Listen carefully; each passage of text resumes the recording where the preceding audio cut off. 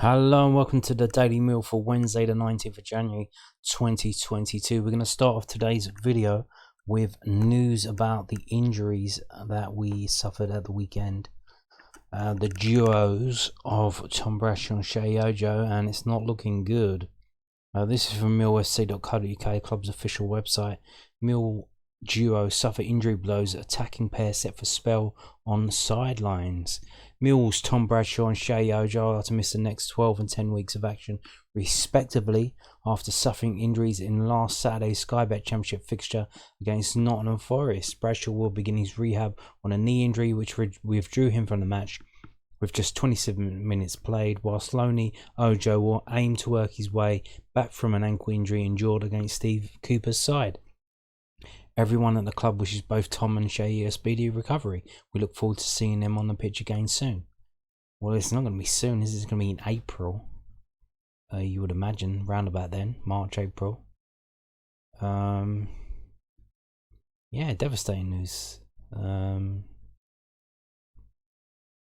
Basically, I'd imagine the season's done, isn't it? We are mid-table. No one at the club will probably admit this. Gary Rowett definitely won't admit it. But we're basically just trying to keep motivated enough to win enough games to not get relegated now, which is going to be a bit unusual if we do get relegated, because there's some real absolute dog shit at the bottom of this league. But we just need to get to that 50 points mark, and then that's it. And this is going to be literally a nothing season. Absolute nothing season.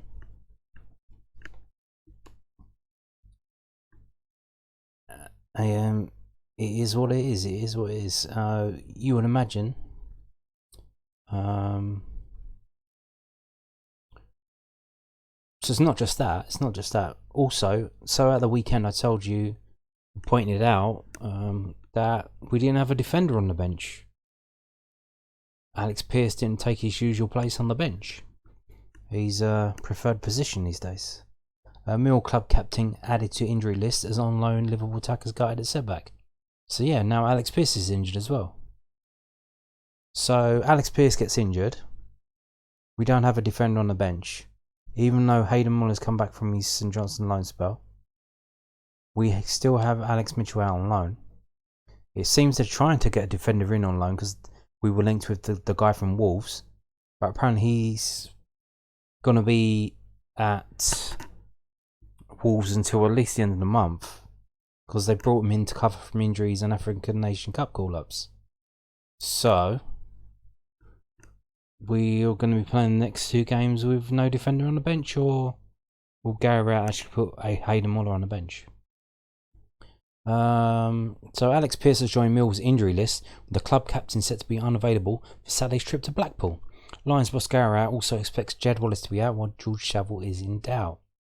And Salford Ojo is in a protective boot after going over on his ankle. And Tom Bradshaw also has an injury. Yeah. On the latter two, Rowett told News at Den, we haven't had the final scan results back for him. Well, this was obviously written before that news come out.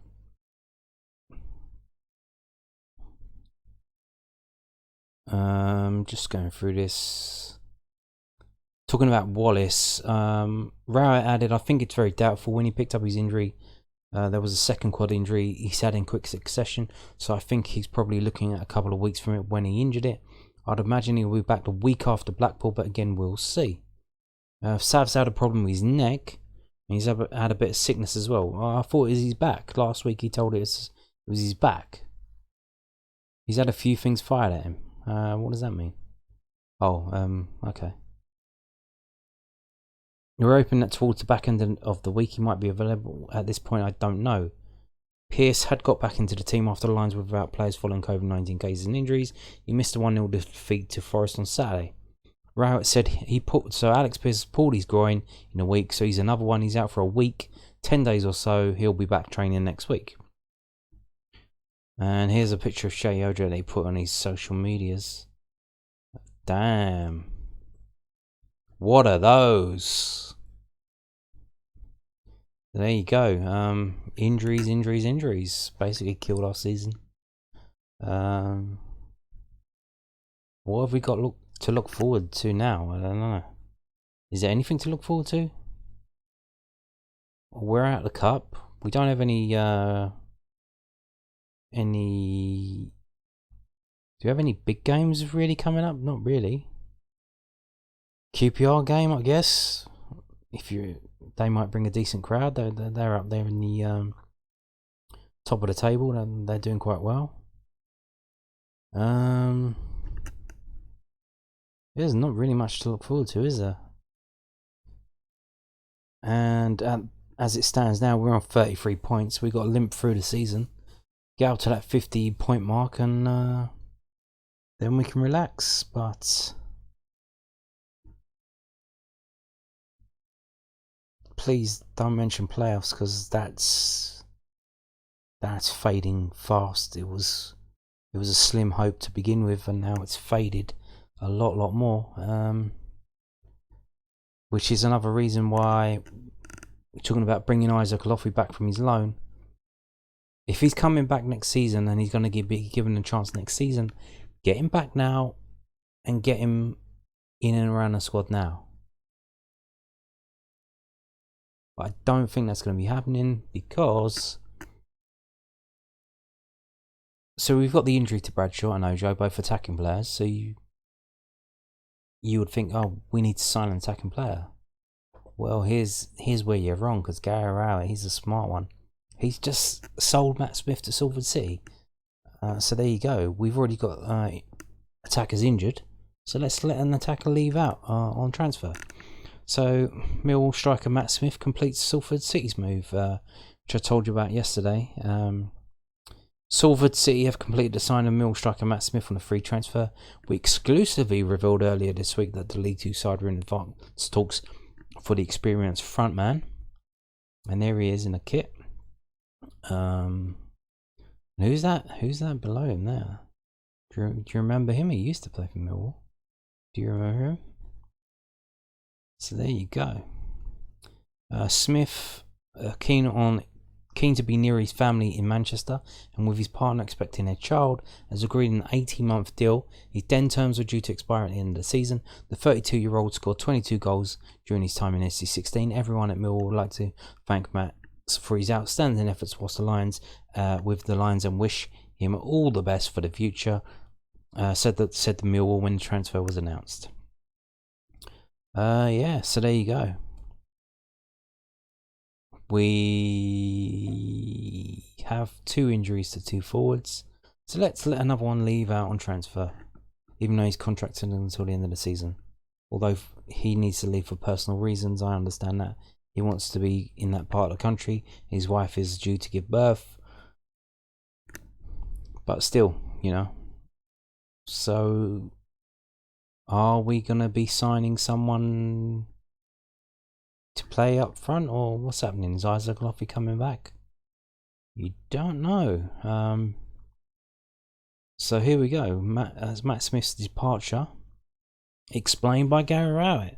This is from news@den.co.uk.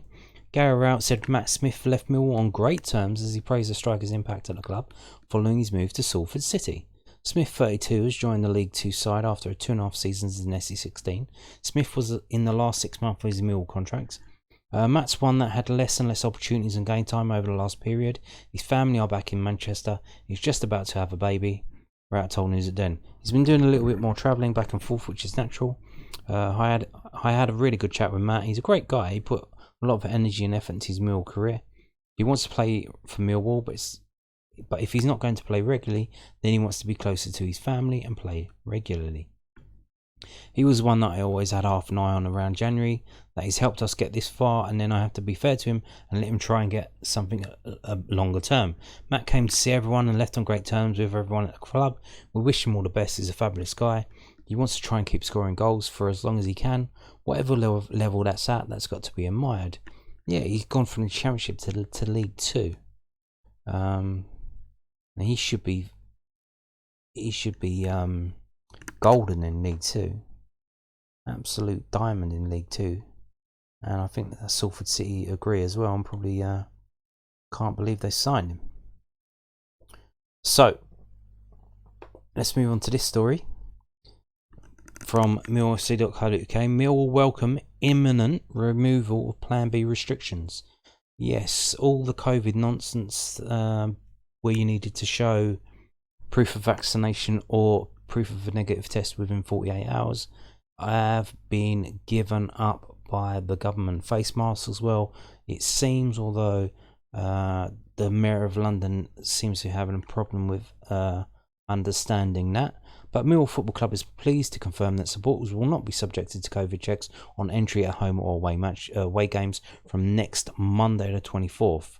The club welcomes the decision by the government to remove Plan B coronavirus restrictions, which have been in place since early December.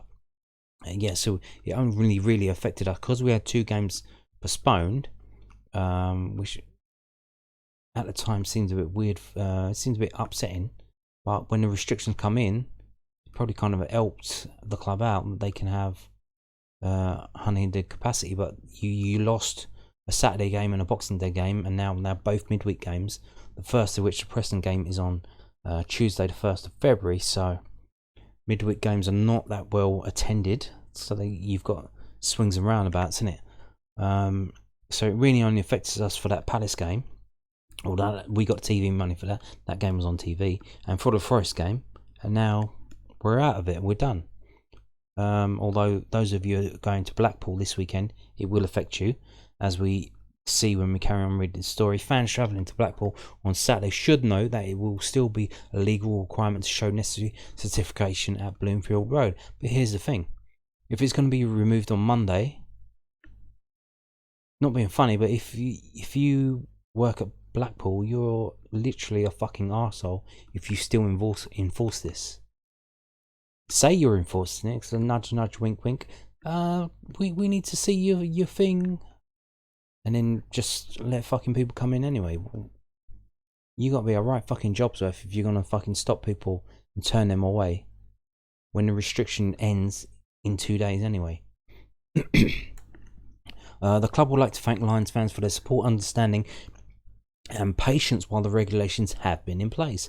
As has been the case throughout the pandemic, the club will only ever implement any measures it is mandated to do so by the government, and its hope is that such restrictions will not be required in the future. So there you go. Fantastic news. Absolutely brilliant. Indeed, yeah. Let's but here's the thing, so they removed the restrictions and there's literally no point in going to the games anymore because we don't have any players. We're going to be fucking playing absolute dog shit. We already defensive, and now all of our attacking players are injured.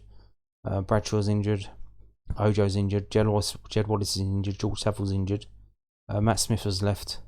Who have we got left? Mahoney, Bury, Bodvarsson. Well, might be leaving as well. Might be going to Bolton. We've still got a Phobie, like literally.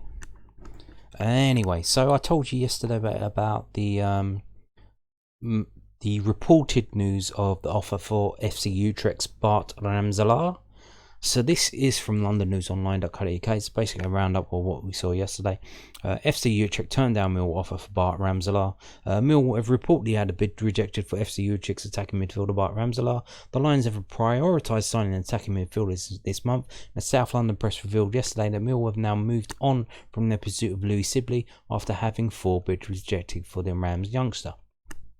The South London club also had an initial bid rejected for Fortuna Sittard's Zion Fleming as they look to bolster their attacking options. Now, according to Dutch newspaper Algemeen Dagblad, Millwall have had an offer for the former PSV Eindhoven star turned down. The 25-year-old has scored 15 goals in 60 appearances for the Eredivisie outfit since re-signing for them back in 2019. Ramselaar has made 3 appearances for the Netherlands national team after making his debut against Ireland in May 2016. So, I told you this yesterday. It just broke last night on the Football Orangey weblog from that newspaper Algemeen Dagblad.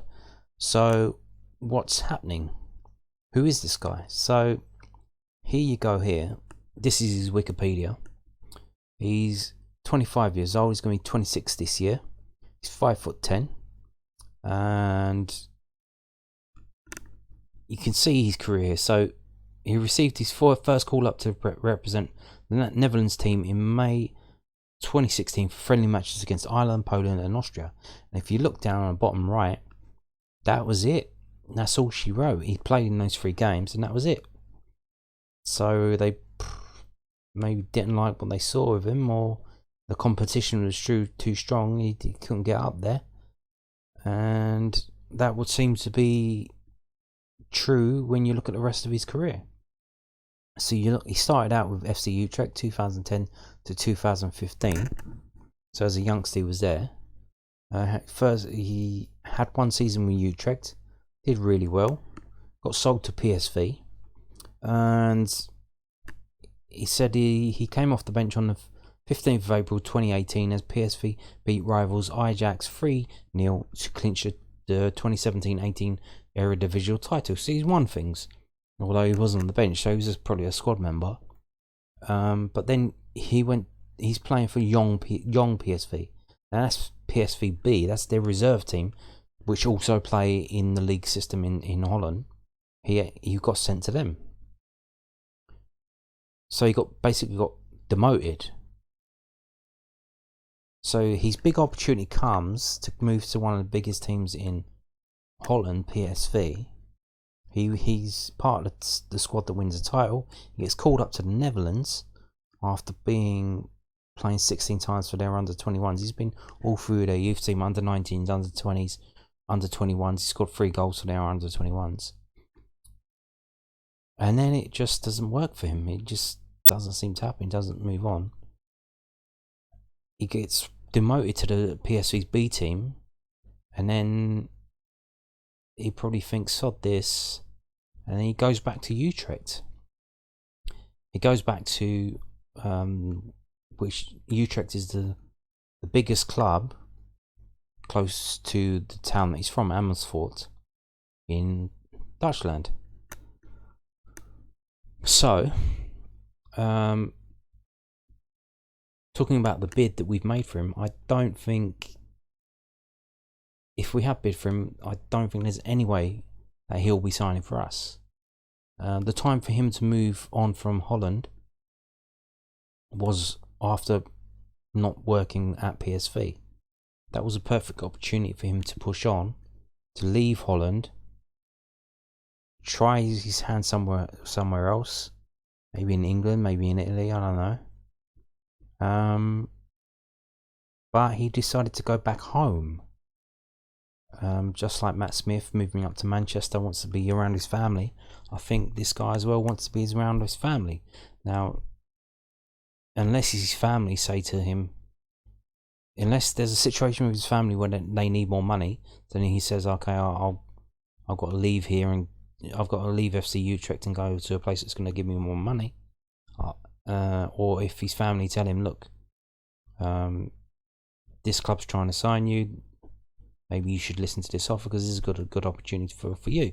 But for a geezer that's played at PSV and won a title in the Eredivisie, would that be Millwall Football Club, who's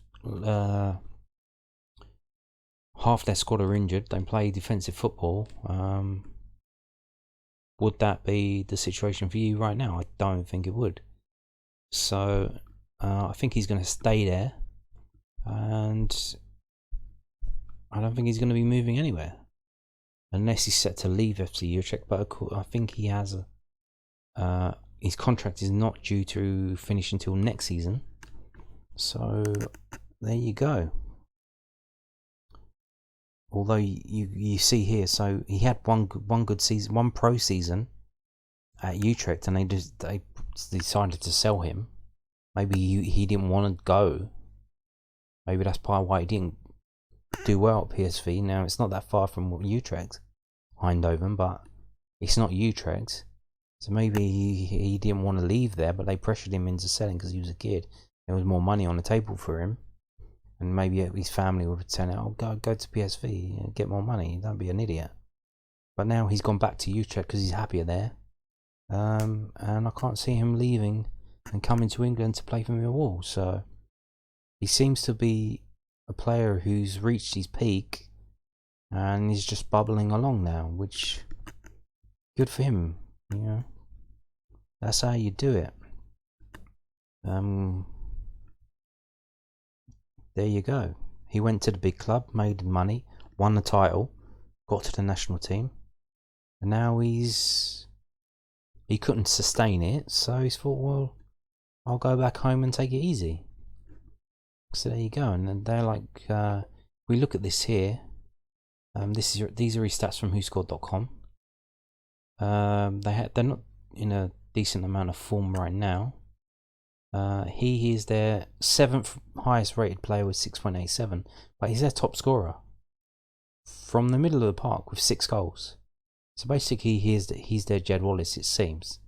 He's a midfielder who can score.